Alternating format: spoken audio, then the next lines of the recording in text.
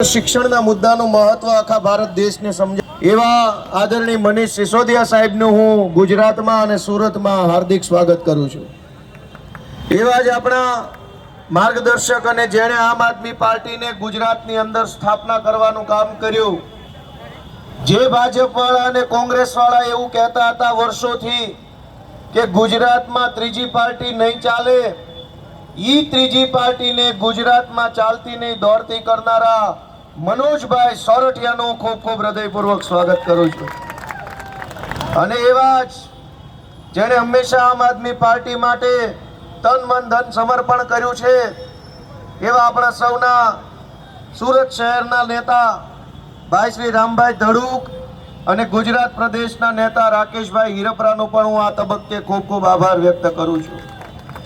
દોસ્તો, આ સમય આવી ગયો છે, આ સમય આવી ગયો છે બદલાવ લાવવા માટેનો, સમય આવી ગયો છે પરિવર્તન કરવા માટેનો, અને આપણી પાસે આમ આદમી પાર્ટી નામનો મજબૂત વિકલ્પ પણ આવ્યો છે।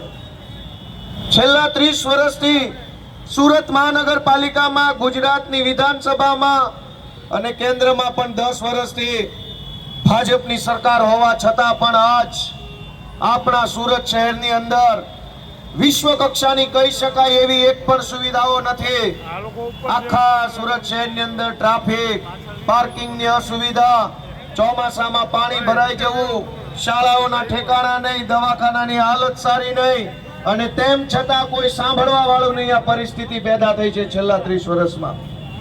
પણ મને ગુજરાતભરના લોકોને જણાવતા ખૂબ આનંદ થાય છે કે ગયા 5 વર્ષમાં આમ આદમી પાર્ટી વિરોધ પક્ષ તરીકે તમારા બધાના આશીર્વાદથી ચૂંટણી જીતી, ત્યાર પછી વિપક્ષના કોર્પોરેટરોએ, આમ આદમી પાર્ટીના આગેવાનોએ એવું સરસ કામ કર્યું કે છેલ્લા 5 વર્ષમાં અમદાવાદમાં વેરા વધ્યા, રાજકોટમાં વેરો વધ્યો, જામનગરમાં વેરો વધ્યો, ભાવનગરમાં વેરો વધ્યો, પણ તમારા બધાના આશીર્વાદથી છેલ્લા 5 વર્ષમાં સુરતમાં એક પાવલી પણ વધી નથી, વેરો વધ્યો નથી। દોસ્તો, એ તમારા આશીર્વાદથી શક્ય બન્યું।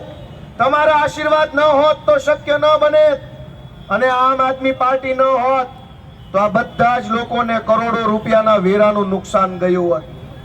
વર્ષોથી વર્ષો સુધી વેરો વધે, વેરો વધે, વેરો વધે, પણ સુવિધા ન વધે।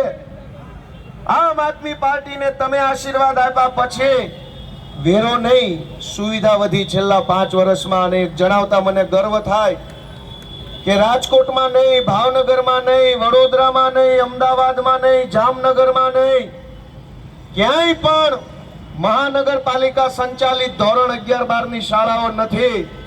પબ્લિકના આશીર્વાદથી માત્ર સુરતની અંદર, અને એ પણ વરાછાની અંદર મહાનગરપાલિકા સંચાલિત 11-12 ની શાળાઓ ખુલી છે। એ જનતાના આશીર્વાદથી શક્ય બન્યું। 50-50 બેડની હોસ્પિટલો વરાછામાં ખુલી, કોર્પોરેશન સંચાલિત, એ જનતાના આશીર્વાદથી શક્ય બન્યું। આ વરાછાની અંદર અનેક સોસાયટીઓમાં ટીપીના મુદ્દે, રિઝર્વેશનના મુદ્દે વર્ષો સુધી સોસાયટીના અંદરના રસ્તા ભાજપવાળાએ બનાવ્યા નહોતા, પણ જનતાના આશીર્વાદથી સુરતની અંદર સારામાં સારા સોસાયટીઓની અંદર રોડ બની શક્યા છે। ત્યારે હું આપ સૌ પાસે ફરી એક વખત આશા રાખું છું કે અમે તમારા બાળકો તમારી પાસે આશીર્વાદ માંગવા આવ્યા છીએ। તમે અમને આશીર્વાદ આપશો તો ભણેલા ગણેલા યુવાન, અને સૌથી મોટી વાત નીડર, અમે પક્ષ પલટો કરનારા માણસો નથી, એફઆઈઆરોની બીકથી ભાગી જનારા માણસો નથી, અમે જેલની બીકથી ભાજપમાં જનારા માણસો નથી, હોદ્દા માટે, ટિકિટ માટે, ધારાસભ્ય બનવા માટે પાટીલના પગ પકડનારા માણસો અમે નથી।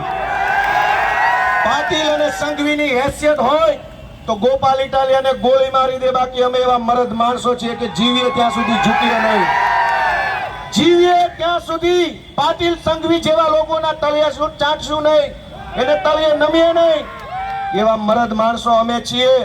તમે અમને આશીર્વાદ આપશો તો આ પાટીલ, આ સંઘવીએ જે સુરતમાં ગુંડાગર્દી મચાવી છે, એ પાટીલ અને સંઘવીને પણ ઠેકાણે લાવવાનું કામ તમારા આશીર્વાદથી અમે કરી શકીએ એમ છીએ। દોસ્તો, તમારા આશીર્વાદ આપો। CR પાટીલે અમને ચેલેન્જ મારી, આમ આદમી પાર્ટીને, કે તમે આ વખતે 27 સીટ પર લાવી બતાવો। મારે CR પાટીલને કહેવું છે કે 30 વર્ષથી તમારી અહીંયા કોર્પોરેશનમાં સરકાર છે, 27 સારી શાળા અમને બતાવી દો. લો ક્યાં આવી છે? ખાલી 27 સારી શાળા, શાનદાર વિશ્વ કક્ષાની સુવિધાઓ હોય એવી 27 શાળા CR પાટીલ અહીંયા સુરતમાં અમને બતાવે. અમારે ચૂંટણી જ નથી લડવી.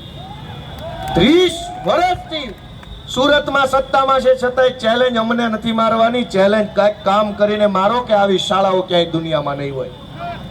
દોસ્તો, લાંબી વાત ઘણી છે પણ કહેવી નથી. આજે હું આપણા સૌના લોકપ્રિય આગેવાન ભાઈ શ્રી મનીષભાઈ સિસોદિયાને હું વિનંતી કરીશ કે આપણને સૌને માર્ગદર્શન આપે. આદરણીય મનીષ સિસોદિયાજી. भारत माता की। सूरत के भाई और बहनों, आज आपको देखकर इतनी बड़ी संख्या में बहुत खुशी हो रही है।